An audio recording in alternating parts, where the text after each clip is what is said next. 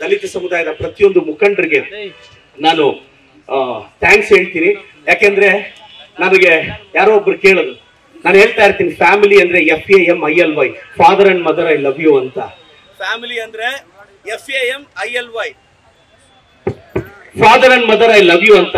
ಅಪ್ಪ ಅಮ್ಮನ ಚೆನ್ನಾಗಿ ನೋಡ್ಕೊಳ್ಳೋಣ, ಸಂವಿಧಾನದ ಆಶಯವನ್ನ ಈಡೇರಿಸೋಣ, ಸಂವಿಧಾನದ ಆಶಯವನ್ನ ನಾವು ಈಡೇರಿಸೋಣ. ಮತ್ತೆ ನಾನು ಎಲ್ಲ ಹುಡುಗರಿಗೂ ಹೇಳೋದಿಷ್ಟೇ, ಒಂದು 5-6 ವರ್ಷ, ಒಂದು 8-10 ವರ್ಷ ನಿಮ್ಗೆ ಒಳ್ಳೆ ಕೆಲಸ ಸಿಗೋವರೆಗೂ ಚೆನ್ನಾಗಿ ಹೋದ್ರು.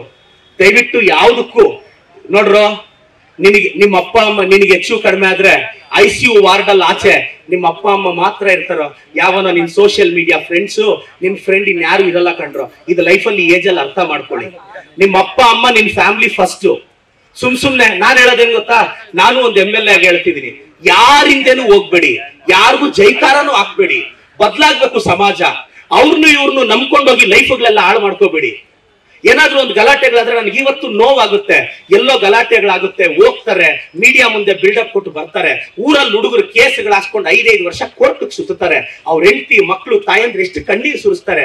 ಯಾವ ಲೀಡರ್ಗಳಿಗಾದ್ರೂ ಇದು ಪರಿಜ್ಞಾನ ಇದೆಯಾ? ಇಲ್ಲ. ಏನ್ ಮಾಡೋದು? ಬುದ್ಧಿ ಬರ್ಬೇಕಾಗಿರೋದು ನಿಮಗೆ, ನೀವು ಚೆನ್ನಾಗಿ ಓದಿ, ಎಲ್ರಿಗೂ ಒಳ್ಳೇದಾಗ್ಬೇಕು. ದಲಿತ ಸಮುದಾಯದ ಪ್ರತಿಯೊಂದು ಮುಖಂಡರಿಗೆ ನಾನು ಥ್ಯಾಂಕ್ಸ್ ಹೇಳ್ತೀನಿ. ಯಾಕೆಂದ್ರೆ ನನಗೆ ಯಾರೋ ಒಬ್ರು ಕೇಳೋದು, ನಾನು ಹೇಳ್ತಾ ಇರ್ತೀನಿ ಫ್ಯಾಮಿಲಿ ಅಂದ್ರೆ FAMILY, father and mother I love you ಅಂತ.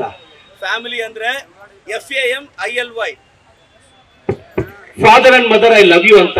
ಅಪ್ಪ ಅಮ್ಮನ ಚೆನ್ನಾಗಿ ನೋಡ್ಕೊಳ್ಳೋಣ, ಸಂವಿಧಾನದ ಆಶಯವನ್ನ ಈಡೇರಿಸೋಣ, ಸಂವಿಧಾನದ ಆಶಯವನ್ನ ನಾವು ಈಡೇರಿಸೋಣ. ಮತ್ತೆ ನಾನು ಎಲ್ಲ ಹುಡುಗರಿಗೂ ಹೇಳೋದಿಷ್ಟೇ, ಒಂದು 5-6 ವರ್ಷ, ಒಂದು 8-10 ವರ್ಷ ನಿಮ್ಗೆ ಒಳ್ಳೆ ಕೆಲಸ ಸಿಗೋವರೆಗೂ ಚೆನ್ನಾಗಿ ಹೋದ್ರು. ದಯವಿಟ್ಟು ಯಾವುದಕ್ಕೂ ನೋಡ್ರೋ, ನಿಮ್ಮ ಅಪ್ಪ ಅಮ್ಮ ನಿನಗೆ ಹೆಚ್ಚು ಕಡಿಮೆ ಆದ್ರೆ ICU ವಾರ್ಡ್ ಅಲ್ಲಿ ಆಚೆ ನಿಮ್ಮ ಅಪ್ಪ ಅಮ್ಮ ಮಾತ್ರ ಇರ್ತಾರೋ, ಯಾವನೋ ನಿನ್ ಸೋಷಿಯಲ್ ಮೀಡಿಯಾ ಫ್ರೆಂಡ್ಸು, ನಿನ್ ಫ್ರೆಂಡ್ ಇನ್ಯಾರು ಇರಲ್ಲ ಕಣ್ರೋ. ಇದು ಲೈಫಲ್ಲಿ ಏಜಲ್ಲಿ ಅರ್ಥ ಮಾಡ್ಕೊಳ್ಳಿ. ನಿಮ್ಮ ಅಪ್ಪ ಅಮ್ಮ ನಿನ್ ಫ್ಯಾಮಿಲಿ ಫಸ್ಟ್.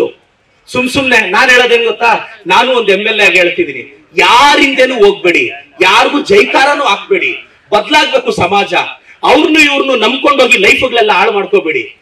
ಏನಾದ್ರೂ ಒಂದು ಗಲಾಟೆಗಳಾದ್ರೆ ನನಗೆ ಇವತ್ತು ನೋವಾಗುತ್ತೆ. ಎಲ್ಲೋ ಗಲಾಟೆಗಳಾಗುತ್ತೆ, ಹೋಗ್ತಾರೆ ಮೀಡಿಯಾ ಮುಂದೆ ಬಿಲ್ಡಪ್ ಕೊಟ್ಟು ಬರ್ತಾರೆ. ಊರಲ್ಲಿ ಹುಡುಗರು ಕೇಸ್ಗಳು ಹಾಸ್ಕೊಂಡು 5-5 ವರ್ಷ ಕೋರ್ಟ್ಗೆ ಸುತ್ತಾರೆ. ಅವ್ರ ಹೆಂಡತಿ ಮಕ್ಕಳು ತಾಯಂದ್ರೆ ಎಷ್ಟು ಕಣ್ಣೀರು ಸುರಿಸ್ತಾರೆ. ಯಾವ ಲೀಡರ್ಗಳಿಗಾದ್ರೂ ಇದು ಪರಿಜ್ಞಾನ ಇದೆಯಾ? ಇಲ್ಲ. ಏನ್ ಮಾಡೋದು? ಬುದ್ಧಿ ಬರ್ಬೇಕಾಗಿರೋದು